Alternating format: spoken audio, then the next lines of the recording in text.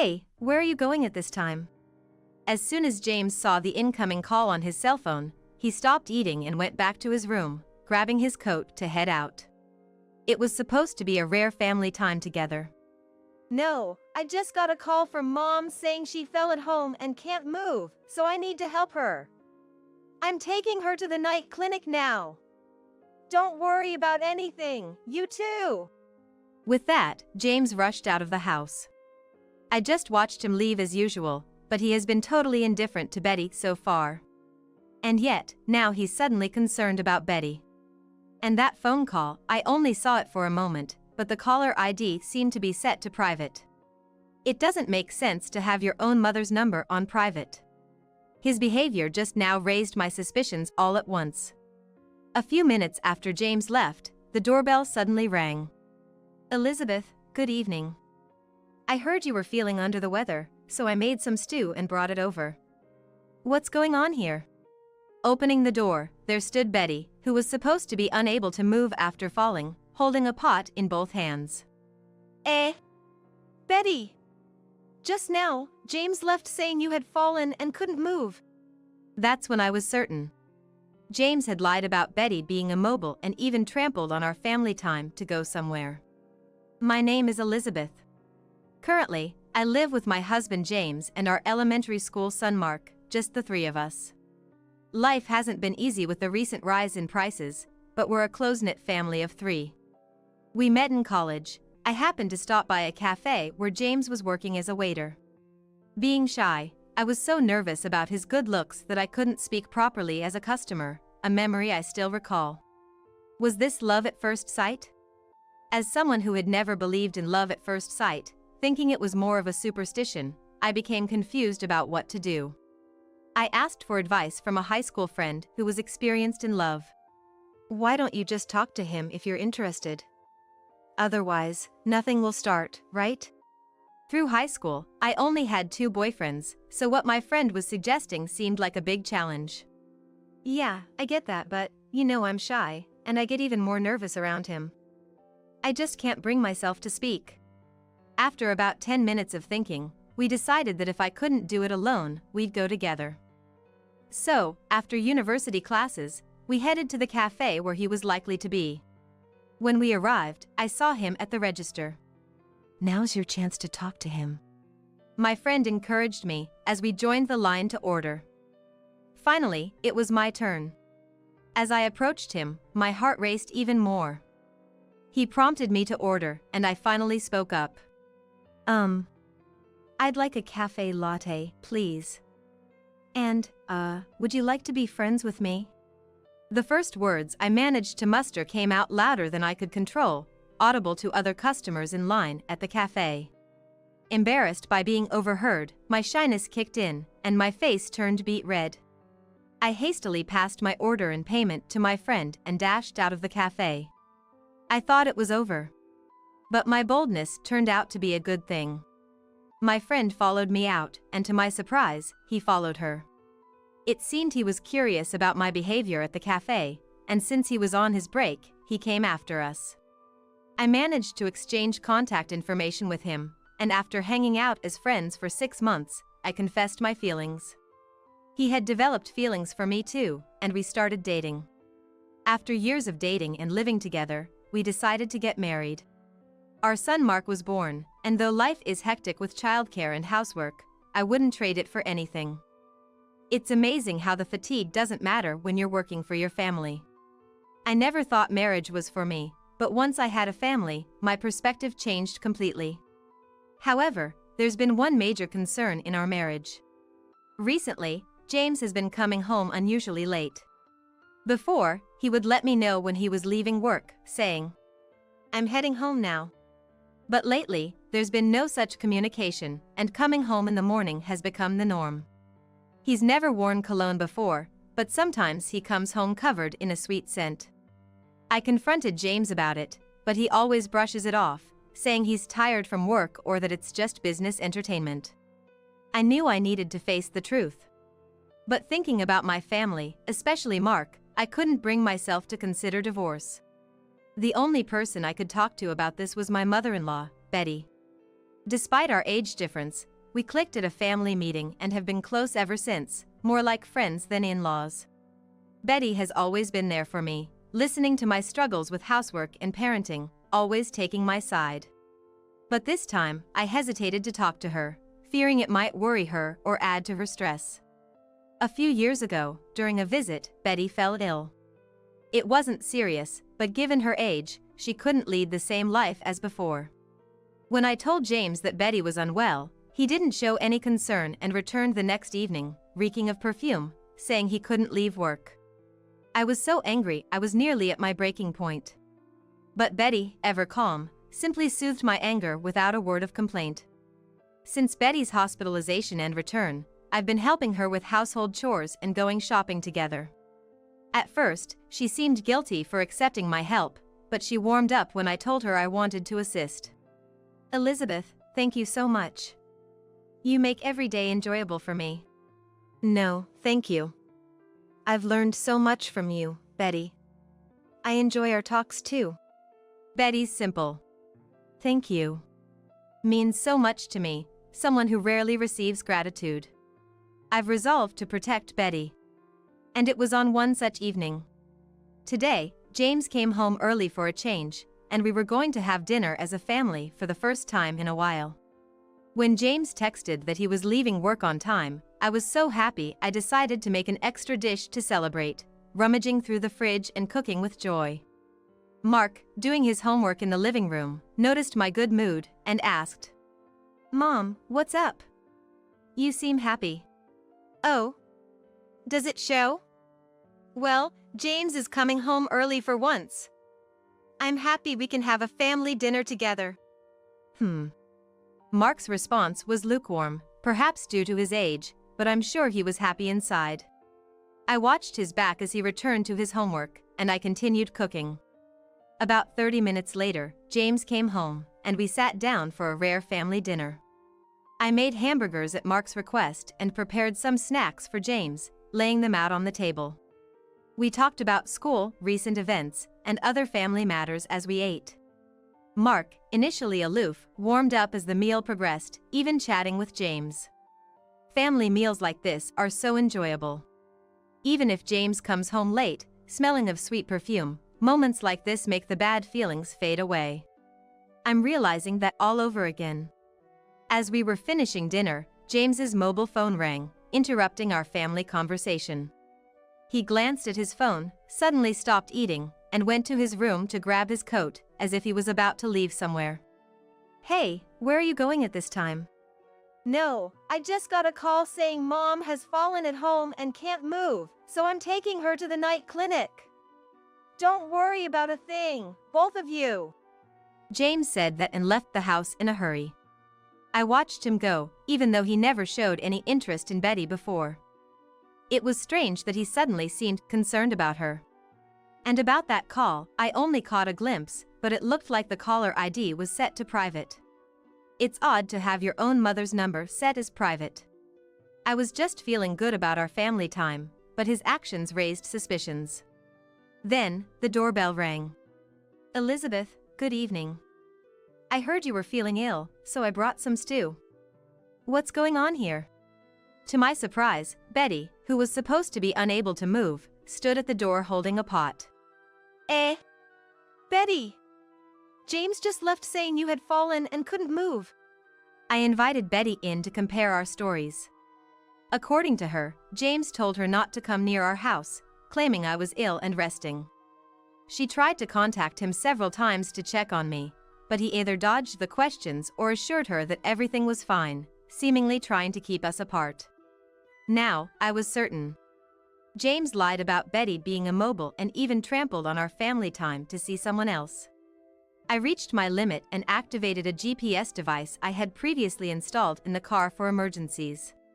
According to the GPS, James was heading downtown, likely towards the hotel district. Betty peered over my shoulder at my phone, watching James's GPS movements. "If you want to divorce James, I'll support you. I'm on your side, Elizabeth." Her words lifted a weight off my shoulders. Empowered by Betty's support, I decided to confront James. The GPS showed his location stopped right in front of a hotel, seemingly confirming his infidelity. However, GPS location information isn't always absolute. It's possible that it's slightly off, and he might not be at the hotel. To confirm his whereabouts, I tried calling James, but after a few rings, the call was disconnected without an answer, and when I tried again, the phone was turned off. Although I had some hope when making the call, there's nothing I can do if his phone is off. Let's leave it for now. We'll talk to James when he comes home tomorrow. With that, I ended the day quietly with Mark and Betty. The next morning, before waking up Mark, I checked the living room to see if James had returned, but he hadn't. The quiet living room, lit only by the morning sun through the curtains, was empty. He didn't come back. It's really over, isn't it? As noon approached, James finally returned, still in the same clothes as when he left. "Welcome back, James. We need to talk." "What?"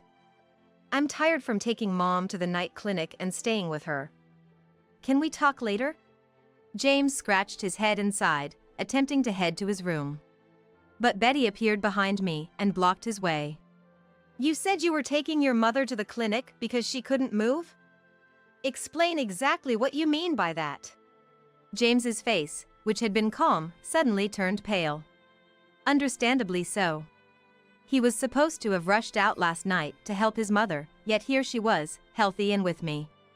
Unable to say anything, James quietly followed us to the living room, where he saw my parents, who I had called earlier. Realizing the situation, he sat down without being asked and prepared himself to listen. "James, you know why we are all gathered here. Tell us the reason yourself." Under Betty's intense questioning, James, sweating profusely, hung his head in silence. "If you won't talk, I will.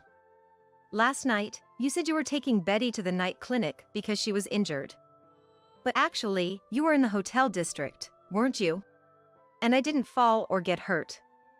You also kept me away from the house, saying Elizabeth was ill. You didn't want me coming over because it was inconvenient, right?" I pulled out my mobile phone and showed the evidence that the last GPS location was a hotel. James was shocked to realize that his location was being shared with me. It had been easy to track James. I've been busy with childcare and housework, and out of good conscience, this was the first time I activated the app because of this incident. James looked at me, wanting to ask how I installed the app, but given the situation, he couldn't bring it up. That makes sense. If he questioned me about it, it would be like admitting he was in a suspicious place. If he doesn't say anything, no matter the evidence, the truth won't be fully revealed. He probably calculated it that way. But Betty and I wouldn't let that strategy work. We were determined to uncover the truth. "James, would you care to explain?" "No, this is..." Just then, James's phone vibrated with a notification. Seeing his expression cloud over, I quickly grabbed the phone and saw a message from a woman saying, "You forgot something." Attached was a photo of a young woman, probably in her 20s, holding James's coin case. "Who is this young lady? You're not going to say something transparent like she's a junior at work, are you?" James's face turned from pale to white, not expecting such definitive proof from his affair partner. James had been silent, trying to hide the truth, but now there was no escape. "James, call this woman right now. And make sure she explains everything." Betty's tone was unlike anything I had heard from her before. The words Betty hurled at James were immensely heavy. I got goosebumps from the sheer intensity of it.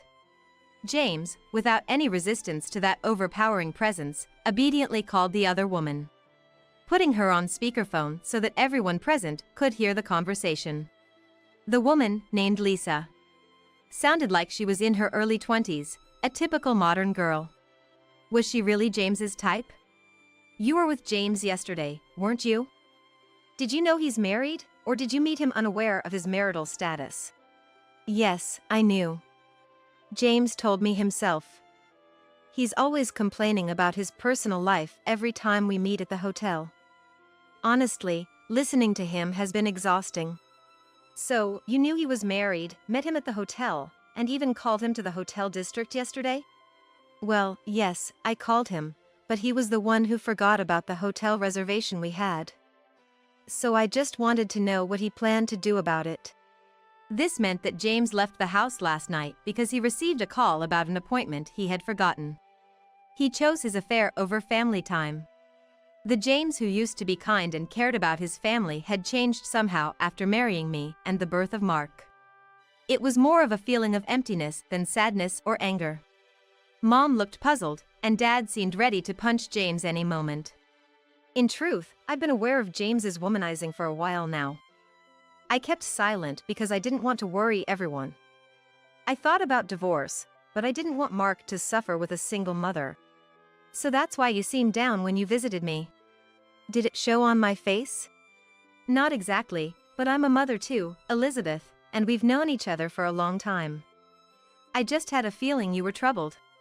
I thought I was suppressing these feelings to avoid burdening anyone, but maybe deep down, I was silently crying for help. Wanting someone to notice. But now, I don't have to worry about that anymore. I've opened up about my feelings, and everyone understands. It's all been cleared away. I can't be with someone like you anymore, who has a bad track record with women and doesn't care about his family. I want a divorce.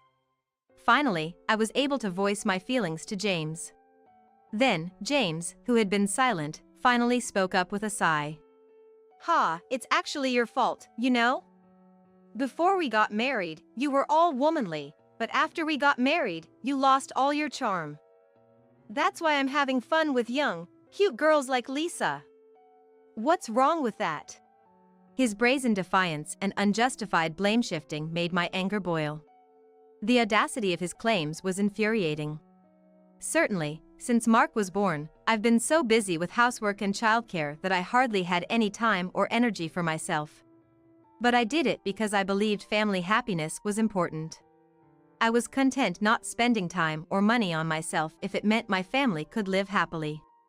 This man trampled on all those feelings and got caught up with a young girl, putting his family second, if not completely out of his mind. Probably, James thinks that providing money for the house is enough. Do you have any idea how hard it is to be a mother? I gave up everything to raise you, doing housework and childcare. James, you really are a hopeless man. James, that's too much. You've gone too far. Despite the severe criticism from everyone, James, who had completely defiant, showed no damage, leaning back in his chair and fiddling with his mobile phone. There was no sign of remorse. No, even if he did feel remorse, it wouldn't make a difference now, but you'd think our words would at least resonate with him a little. However, there was no sign of that in James. The conversation that started in the afternoon continued for hours, and Mark came home from school. I'm home. Oh, why is everyone here? Hey Mark. Welcome back. Listen to this. Mark gave James, who clung to him, a cold look. Please don't touch me. I can't think of a person who meets other women outside and neglects our family and hurts Mom as my dad. Mark, despite his young age, seemed to understand everything. Everyone was surprised by his words. We never mentioned James's infidelity to anyone, let alone within the family. In fact, we never even discussed James's womanizing behavior. But somehow, Mark knew about James's affairs. Mark, are you going to abandon me too? Who raised you and bought you everything you wanted? It was me, right? No, Mom raised me. She made meals even when she was busy. Sure, the money was yours, but everything I wanted was bought by Mom. That's thanks to me, isn't it? Who do you think allows you to live in this house and have a comfortable life? It's all because of my hard work. Show some gratitude. At James's words, show some gratitude. I found myself moving unconsciously, and before I knew it, I had slapped James across the face with force. How dare you say show some gratitude? Do you know how much I've struggled, keeping our finances in order for our future, cleaning the lipstick off your suit collars? Suit collars? You can't mean. I fetched a shirt from the laundry basket and threw it at James, now collapsed on the floor. Do you know? Lipstick on a shirt comes off when you gently hand wash it in warm water and then apply detergent directly to the stain. I learned that to clean up after your affairs. Have you ever thought about how I felt doing that? Of course, you haven't. After my outburst, I suddenly caught my breath. On the floor lay James, holding his red and swollen cheek, looking up at me. How much had I suffered for this man? By now, even you must understand, right? Divorce Elizabeth immediately. And as an apology for all the stress you've caused, vow never to contact her, me, or us ever again. Don't come near Mom, me, or even Grandpa and Grandma anymore. You've never been, and certainly aren't now, my dad. Just get out. With Mark also abandoning him, James, who thought he had an ally in his son, lost his place. I demanded a divorce and compensation, declaring that he would never get custody of Mark. My parents refused any further contact with James and deleted his information, while Betty, even though he was her only son, decided to cut ties right there. James, rejected by everyone, left the house without much resistance, walking towards the bustling streets under the evening sky. Later, I learned that Lisa, his affair partner, was also married and facing a hefty compensation claim from her husband. It seemed unlikely that young Lisa could afford it, but that was her problem. James signed the divorce papers without hesitation and agreed to pay alimony and child support until Mark graduated from high school. But this drastically changed his comfortable, somewhat extravagant lifestyle. Now living in an old apartment on the outskirts of town, he struggles financially. Mainly because he never learned to cook and resorts to fast food and instant noodles. All of this is a result of James's own actions, his fault. I decided to move back to my parents' house in Dallas with Mark. Though it meant changing schools for personal reasons, Mark agreed without complaint, which was a relief. Mark's friends looked a bit sad, but Mark, having matured a bit through this incident, comforted them, saying, "I'll definitely come to visit." Despite being the one transferring, I am proud of how strong my son has grown.